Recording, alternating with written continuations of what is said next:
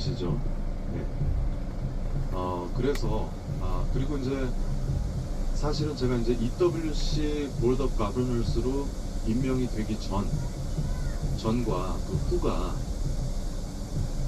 다를 수밖에 없습니다. 그 부분을 이제 오늘 방송 기회를 삼아서 말씀을 좀 드리고자 합니다. 제가 EWC 위원이 되기 전에는 사실은 정확히 말씀을 드리면 시민혁명 노선이었다, 이렇게 제가 말씀드릴 수 있을 것 같습니다.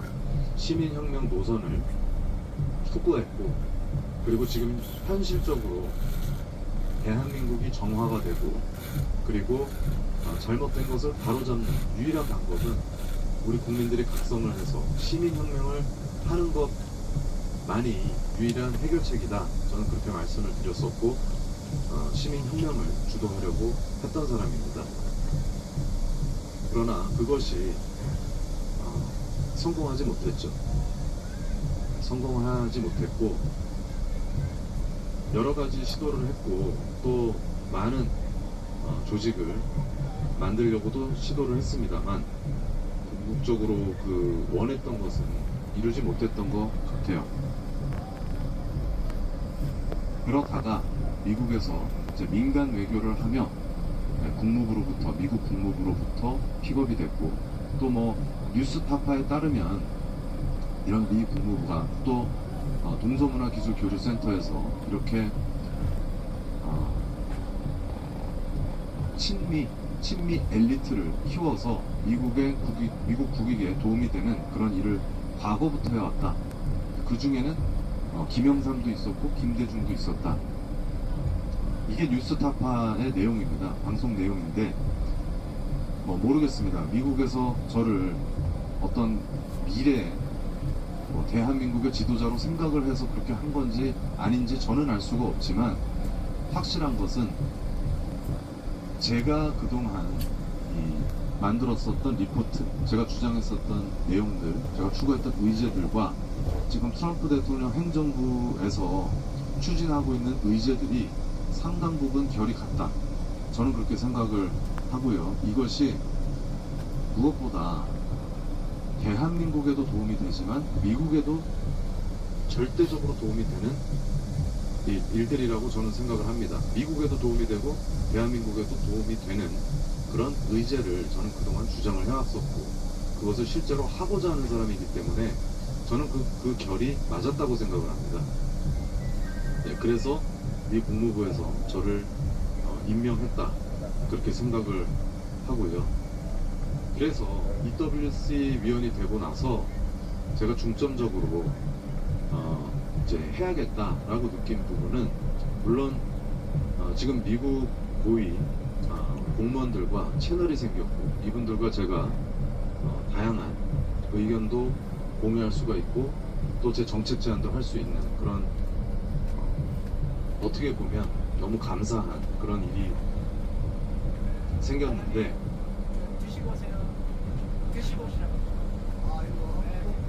우선은 동서문화기술교류센터이기 때문에 저는 미국과 대한민국을 이을 수 있는 관계를 더 강화시키고, 또 무엇보다 두 나라의 이익이 될 수 있는 그런 프로젝트를 진행하는 것이 중요하다고 생각을 합니다. 과거에 제가 EWC 보드 오브 가버넌스가 되기 전에는 어떻게 보면 가장 맨 앞장 서서 어떻게 보면 정치적인 리스크를 걸고, 말 그대로 대한민국을 새롭게 바꾸려고 하는 그런 시민 운동가, 또는 어떻게 보면 혁명가라고도 볼 수가 있는데, 그렇게 활동을 했다면 앞으로는 인도태평양 안보 관련 그런 정책을 개발을 하고, 또 실질적으로 민간 영역에서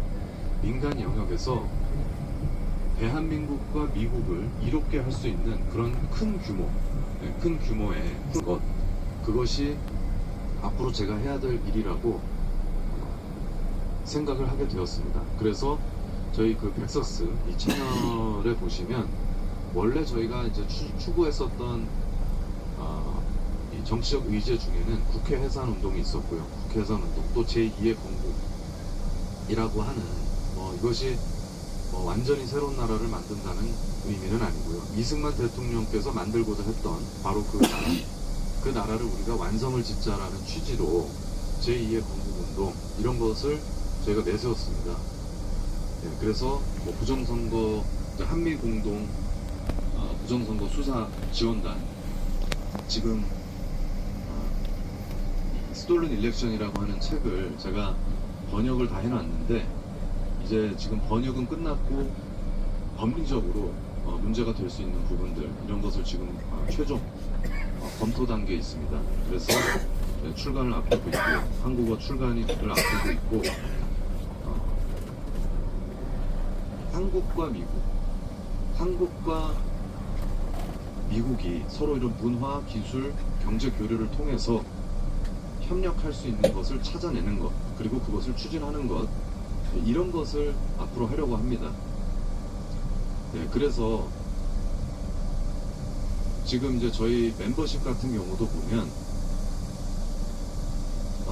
국회에서 한 운동과 그리고 이제 제2의 건국이라고 하는 그것을 저희가 좀 언어적으로 조금 순화를 시켰습니다. 그래서 궁극적으로는 인도태평양 안보 정책 관련 중요한 그러니까 제안을 하는 것이 목표인데요.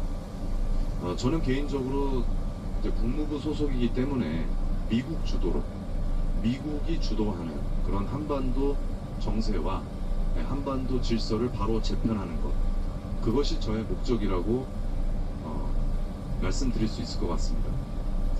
그렇기 때문에 제가 오랜 기간 어떻게 보면 한국인으로서 또 대한민국을 위해서 살아온 사람이지만 지금 대한민국을 위해서도 이 대한민국이 정상화가 되고 또 대한민국 국민들이 참정권을 찾고 정말 주권자로서 다시 대한민국의 주인이 될 수 있는 길은 대한민국 국민 독자적으로 할 수 있는 것들이 많지 않다고 생각을 합니다.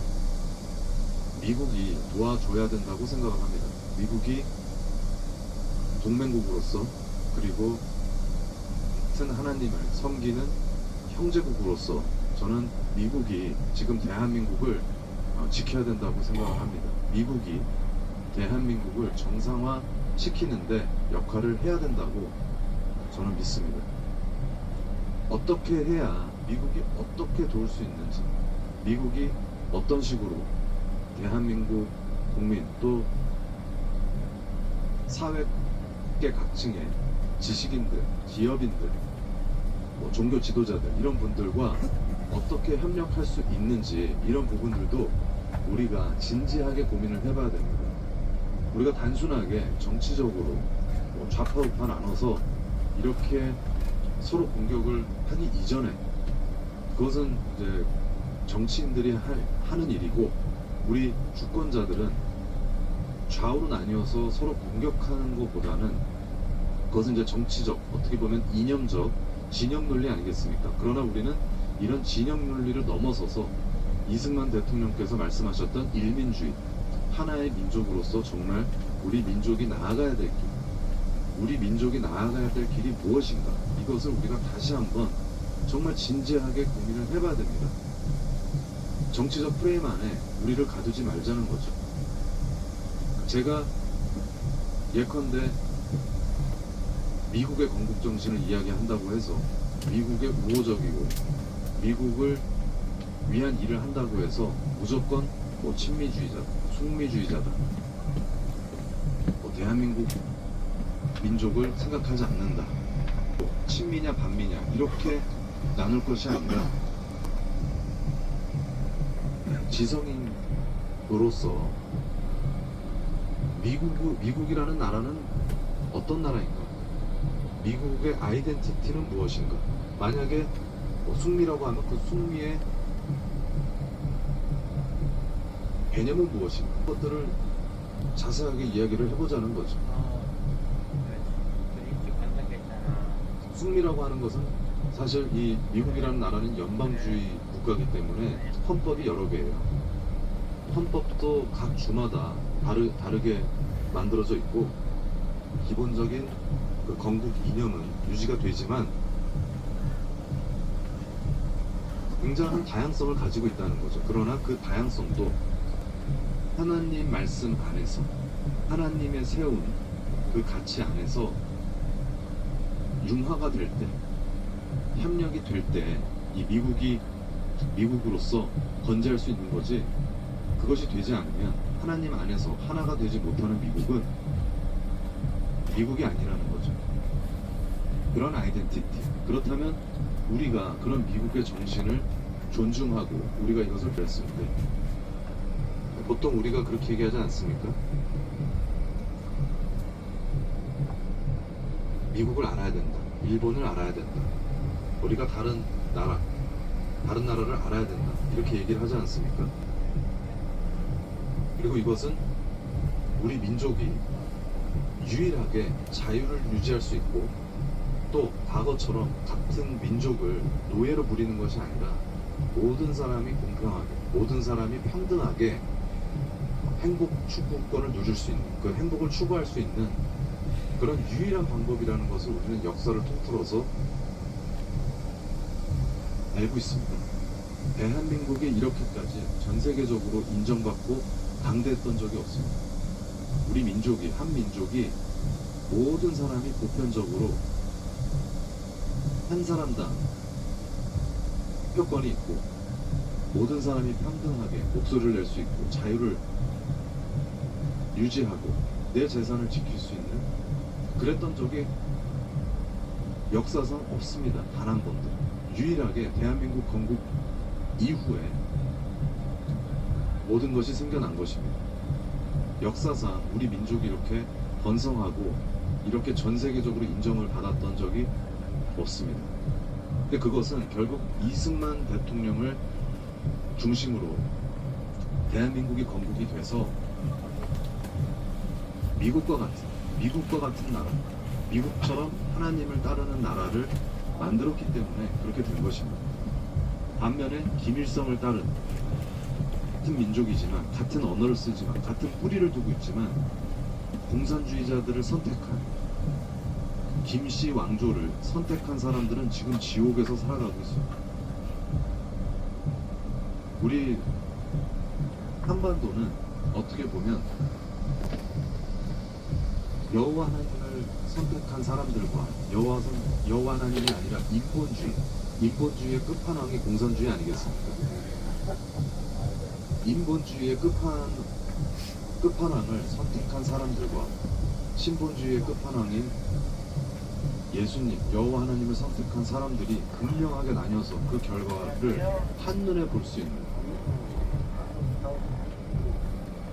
78년 이후에 그 결과가 어떻게 됐는지 분명하게 나눠서 볼 수 있는 하나의 실험장 같은 곳입니다. 사실 실험장이라고 표현을 해서 우리 북한 동포들에게는 죄송한 마음이 들지만 사실상 그렇다는 겁니다. 하나의 거대한 실험장이 되어버립니다. 하나님을 선택한 사람들과 하나님을 선택하지 않고 인본주의, 공산주의를 선택한 사람들, 유물론적 사상을 선택한 사람들. 우리는 먹고 등 따시고 배부른 게 최고기 때문에 무조건 우리는 공평하게 모든 재물을, 모든 먹을 거와 사용할 수 있는 모든 재물을 공평하게 나누는 것이 가장 중요하다. 그렇게 해서 많은 사람들이 공산주의를 신봉하지 않았습니까? 그렇게 해서 김씨 왕조를 선택한 사람들이 지금 지옥을 살아가고 있다는 겁니다. 대대로. 이것을 우리가 알고 있기 때문에 무엇이 진리이냐, 무엇이 옳은 이념이고 무엇이 옳은 믿음이냐,